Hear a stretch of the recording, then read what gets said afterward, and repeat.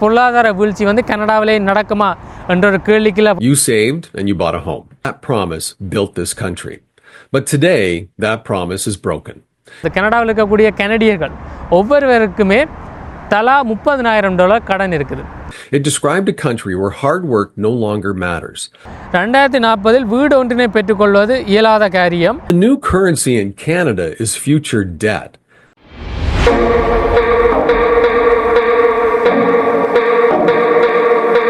அனைவருக்கும் வணக்கம். மற்றும் ஒரு புதிய வீடியோவில் சந்திப்பது மிக்க மகிழ்ச்சி. கனடா அரசினுடைய வரி பணத்தால் இயங்கக்கூடிய பாலிசி ஹொரிசோன் சொல்லக்கூடிய நிறுவனமானது எதிர்வருகின்ற 2040 ஆண்டு கனடா எவ்வாறு இருக்கும், அதாவது கனடாவின் வாழ்க்கை எவ்வாறு இருக்குமென்றதை வந்து முன்கணித்து சொல்லியிருக்கிறார்கள். அதாவது மூன்றாம் நிலை நாடுகள் எவ்வாறு இருக்கோ அது போன்ற நிலைக்கு செல்ல போகிறதா என்ற ஒரு கேள்வி எழுந்திருக்கிறது.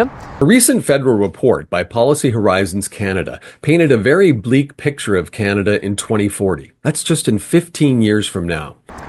அந்த அறிக்கைக்கான இணைப்பை வந்து நான் கீழே டிஸ்கிரிப்ஷனில் கொடுக்குறேன். இப்போது கனடாவில் இருக்கக்கூடிய கனடியர்கள் வந்து இதைத்தான் பேசப்படும் பொருளாக வைத்திருக்கு. முதலாவது பார்த்தோம்னா 2040 ஆண்டு வரும்போது வந்து போஸ்ட் செகண்டரி எஜுகேஷன், அதாவது ஒரு டிகிரி படிக்கிறதுன்றது, அதாவது உயர்கல்வியை கற்பது வேலை ஒன்றினை பெற்றுக்கொள்வதோ அல்லது வீடு ஒன்றினை கொள்ளுதல் செய்வதற்கான பொருளாதார நிலைக்கு உதவி அளிக்காது. அதாவது நீங்கள் ஒரு டிகிரி 2040 ஆண்டு படிக்கிறீங்கள் என்றால் அந்த டிகிரியை வச்சு நீங்கள் பெற்றுக்கொள்ளக்கூடிய ஒரு வேலையானது வந்து உங்களுக்கு எந்த விதத்திலையும் பொருளாதாரத்துக்கு உதவி செய்யாது, வீடு ஒன்றினை பெற்றுக்கொள்ள முடியாது என்று சொல்லியிருக்கிறேன். It described a country where hard work no longer matters. Upward mobility disappears. Post-secondary education becomes irrelevant unless you're already rich. முதல்ல நான் ஒரு டிஸ்க்ளைமர் சொல்லிடுறேன். கல்வி என்றுதான் மிக மிக முக்கியமான ஒரு விடயம். இங்கே வந்த எல்லா இலங்கையிலேருந்து வந்த ஆக்கள் மட்டுமின்றி உலகத்திலேருந்து எல்லா இடத்துலேருந்து வந்த மக்களுடைய அடுத்த தலைமுறை வந்து கல்வியால் தான் உயர்ந்திருக்கிறார்கள். அதாவது இந்த டிகிரி படித்து அதுக்கு பிறகு ஒரு வேலைக்கு போய் தான் உயர்ந்திருக்கிறார்கள். எதிர்காலத்தில் கல்வி அறிவினை விட திறமை மற்றும் தொழில் சார்ந்த திறமைக்கு முன்னுரிமை வழங்கப்படும். அதாவது ஸ்கில், யாருக்கு வந்து ஒரு திறமை இருக்குதோ அது சார்ந்த துறைகளுக்கு தான் முக்கியத்துவம் வழங்கப்படும்.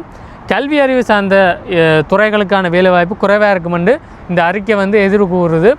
அடுத்த வந்து வீடுகள் சம்பந்தமாக என்ன சொல்லினோம்னா 2040 வீடு ஒன்றினை பெற்றுக்கொள்வது இயலாத காரியம்.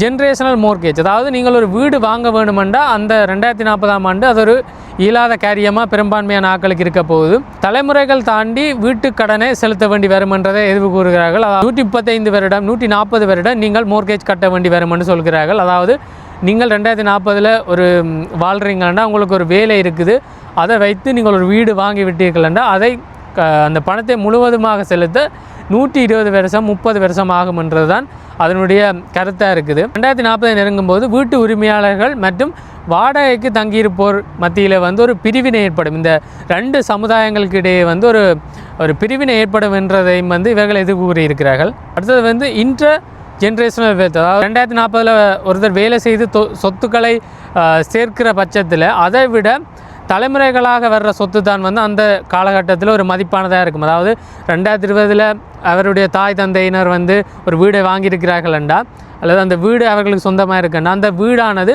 2040 அந்த ஒரு நபருக்கு சொந்தமாகும் போது அதுதான் அந்த காலத்தில் ஒரு மிகப்பெரிய சொத்தாக இருக்கும். ஒரு வேலையொன்றை பெற்றுக்கொண்டது மூலமாக ஒரு சொத்தை தேடிக்கொள்வது வந்து மிகவும் கடினமாக இருக்கும். சொத்துக்கள் வந்து கைமாறுவது தான் 2040 வளமையாக கனடாவில் இருக்க போகுதுன்றதையும் வந்து இந்த அமைப்பு கணித்து கூறியிருக்கிறார்கள். அது வந்து ஒரு சமூக சாய்வு என்ற ஒரு நிலைமை ஏற்படும்னு சொல்லியிருக்கிறார். அது என்னென்னா பல்வேறு சமூக பொருளாதார குழுக்களிடையான தொடர்புகள் குறைந்து வழிமுறைகள் சார்ந்த தளங்கள் மற்றும் பிரத்யேகங்களால் அதிகரிக்கின்றன. கனடாவில் குடியேறிய இந்த வெளிநாட்டவர் இருக்கிறாங்க, அவர்கள் வந்து ஒரு சமுதாயமாக வாழ்வார்கள். இப்போ ஸ்காப்ரோவில் தமிழர்கள் இருக்கிறார்கள், பிரம்டன் பகுதியில் வந்து பஞ்சாபி மக்கள் வாழினம், மொன்ட்ரியலில் நிறைய பிரெஞ்சுக்கார வாழினம்ண்டா. பொருளாதார ஏற்றத்தாழ்வுகள் மற்றும் அந்த 2040 காலகட்டங்களில் வந்து ஒரு சமூக சாய்வு ஒன்றை ஏற்படுத்தும். இந்த சமூகங்களுக்கிடையே வந்து ஒரு பிரிவை ஏற்படுத்தும். சமுதாயங்களுக்கு இடையான தொடர்பு குறைகிறதால வந்து ஒரு சமூக ஒற்றுமை இருக்காதுன்றதையும் வந்து கணித்து கூறியிருக்கிறார்கள். There was a time when Canada stood for opportunity. You worked hard, you got ahead. You saved and you bought a home. You earned an education and doors opened. That belief, that promise built this country. But today, that promise is broken. மிக முக்கியமான விஷயம் என்னென்னா, இளைஞர்களின் அபிலாசைகள் என்ற ஒரு தலைப்பில் அவர்கள் சொல்லியிருக்க விஷயம் என்னென்னா, பரவலான கலாச்சார விவரிப்புகளுக்கும் வரையறுக்கப்பட்ட வாய்ப்புகள் மற்றும் அப்பட்டமான ஜதார்த்தம் சமூக முரண்பாடுகளால் இளைஞர்கள் விரக்தியை எதிர்கொள்கிறார்கள். அதாவது 2040 எட்டும்போது இந்த கனடாவின் பொருளாதாரம், கனடாவினுடைய இந்த நிகழ்கால சூழ்நிலைகளால், அந்த ஜதார்த்தங்களால், சமூக முரண்பாடுகளால் இந்த மக்கள், அதாவது அந்த வாழக்கூடிய இளம் சமுதாயம் ஒரு விரக்தியை எதிர்கொள்கிறார்கள். கனடாவை விட்டு வெளியேற வேண்டும் என்பதே 2040 பல இளைஞர்களுடைய நோக்கமாக இருக்குமென்றதை கணித்து இந்த பாலிசி ஹொரைசான் சொல்லியிருக்கிறார்கள். உண்மையிலேயே அது இப்போவே நடந்து கொண்டு தான் இருக்குன்னு சொல்லலாம். அதாவது மக்கள், அதாவது இளைஞர்களாக இருக்கட்டும், கனடாவில் ஒரு 300-400 வருடங்களாக இருக்கக்கூடிய வெள்ளை இனத்தவர் எல்லாமே வெளியேறி கொண்டிருக்கிறார்கள். அது மட்டும் இல்லாமல் இமிகிரன்ஸ் கூட இந்த நாட்டை விட்டு வெளியேறி கொண்டு தான் இருக்கிறார்கள். அடுத்ததாக பார்த்தோம்னா மிக முக்கியமான விஷயம் செயற்கை நுண்ணறிவு, ஆர்டிஃபிஷியல் இன்டெலிஜென்ஸ் சொல்லக்கூடிய இந்த செயற்கை நுண்ணறிவின் பெருக்கத்தினால மனித உழைப்பின் பெருக்கம் குறையும், அதன் மதிப்பு குறையும். குறிப்பாக படைப்பாக்க துறைகள், அதாவது என்ன சொல்கிற ஓவியத்துறையாக இருக்கட்டும், சில நுணுக்கமான துறைகள் இருக்குல்ல, அதுன்ற வேலை வாய்ப்புகள்லாம் இழக்கப்படும். அதனால் பரவலான வேலைவாய்ப்பு இழப்பினால் இந்த எல்லா வேலைவாய்ப்பையும் செயற்கை நுண்ணறிவு எடுத்துக்கொள்ளும்னு சொல்கிறார்கள். ஏஐ எல்லா வேலைவாய்ப்புகளையும் பறித்து கொள்வதால் நிறைய மக்கள் இந்த கிக் வேலைவாய்ப்புகள், அதாவது கிக் வேலை என்றால் இந்த ஃப்ரீலான்ஸ் பண்ணுறது, அதாவது இணையம் மூலமாக, அதாவது ஒரு ஃபோட்டோ எடிட்டிங் செய்து கொடுப்பதாக இருக்கட்டும், அதாவது சின்ன டைப்பிங் வேலை செய்து கொடுக்குறதா இருக்கட்டும், இந்த மாதிரியான வேலைகளை அவர்கள் செய்து கொடுக்கக்கூடிய ஒரு கிக் வேலை செய்யக்கூடிய ஒரு தலைமுறை தான் உருவாகுமே தவிர 9 to 5 வேலையை போகக்கூடிய ஆக்கள் எண்ணிக்கை மிக குறைவாக இருக்குமன்றதை இந்த பாலிசி ஹொரைசான் இனங்கண்டு சொல்லியிருக்கிறார்கள். பேசிக் நீட்ஸ், உணவு, வேலை, தங்குமிடம், இந்த எல்லாம் தான் மனிதனுக்கு அடிப்படையான ஒரு விடயம். இந்த எல்லா விடயத்துக்காக 2040 ஆண்டு இளந்தலைமுறையினர் அவர்களுடைய தாய் தந்தையினரை தங்கியிருக்க வேண்டிய நிலைமை ஏற்படும் சொல்லியிருக்கிறார்கள். உண்மையிலேயே இது எதிர்காலத்தை கணித்து சொல்லியிருக்கிறார்கள். மிகச்சரியாக இருக்குது. ஏனென்னா கடந்த இந்த ஒரு 4-5 வருடங்களாக நீங்கள் பார்த்தீங்கன்னா இந்த சம்மர் ஜாப்ஸ் நிறைய இடங்களில் இமிகிரன்ஸ் மற்றும் சர்வதேச மாணவர்களுக்கு தான் வழங்கப்படுது. அதனால் நிறைய கல்லூரி மாணவர்களால் வேலைவாய்ப்பை பெற்றுக்கொள்ள முடியாதனால பெற்றோரை சார்ந்து வாழக்கூடிய நிலைமை தான் இப்போவும் காணப்படுது. அப்படி இருக்கும்போது இது உண்மையிலேயே நடக்க போகுதுன்றது இந்த அறிக்கை மூலமாக தெரிய வந்திருக்குது. உண்மையிலேயே இதில் சொல்லப்பட்ட பல விடயங்களை நீங்கள் கவனிக்கல, இது எங்கேயோ எங்களுக்கு பரிச்சயப்பட்ட விடயங்களாக இருக்கேன்னு நீங்கள் யோசிக்கலாம். இந்த நிலைமை கனடாவுக்கு மட்டும்தான் இருக்காண்டா? இல்லை, ஆஸ்திரேலியாவுக்கும் இருக்குது. இதே நிலைமை பல்வேறுபட்ட ஐரோப்பிய நாடுகளையும் இதே நிலைமை தான் நிகழ்ந்து கொண்டு இருக்குது.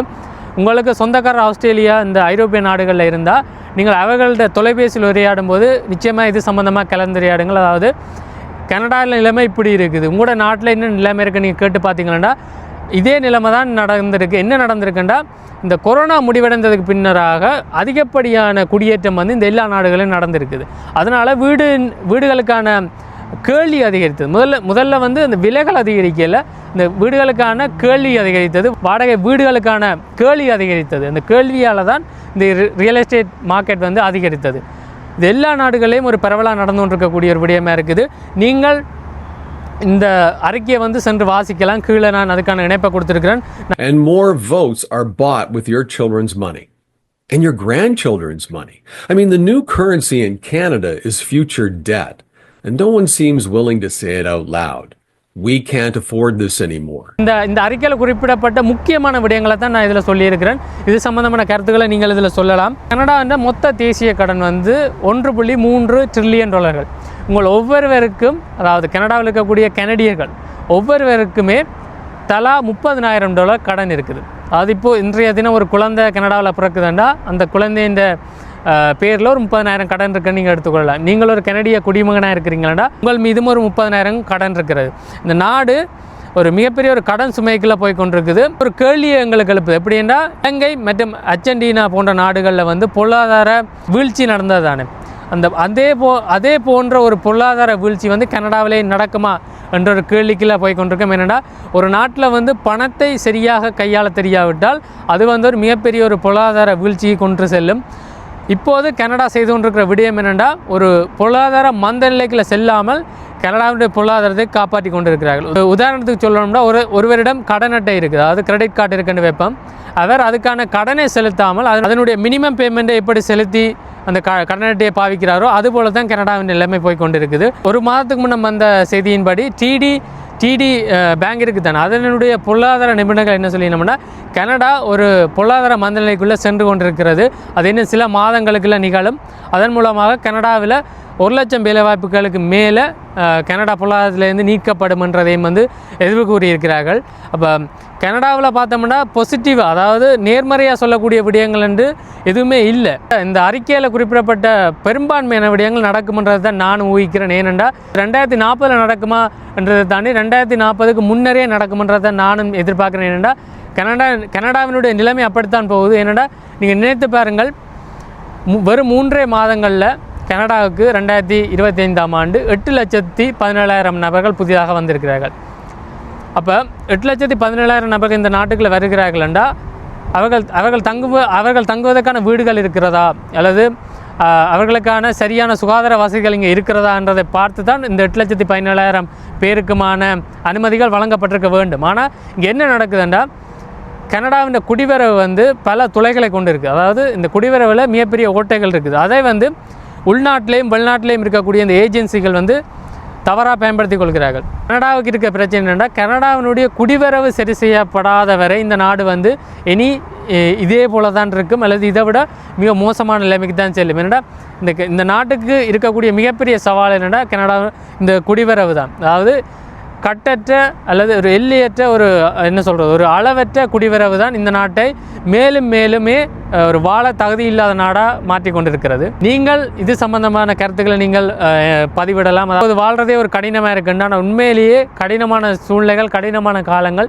இனித்தான் வர இருக்கின்றன. இப்போது அதாவது 1 வயதிலிருந்து 10 வயது வரைக்கும் அல்லது 15 வயது வரைக்கும் இருக்கக்கூடிய சிறார்கள் இருக்கின்றன, சின்ன பிள்ளைகள்.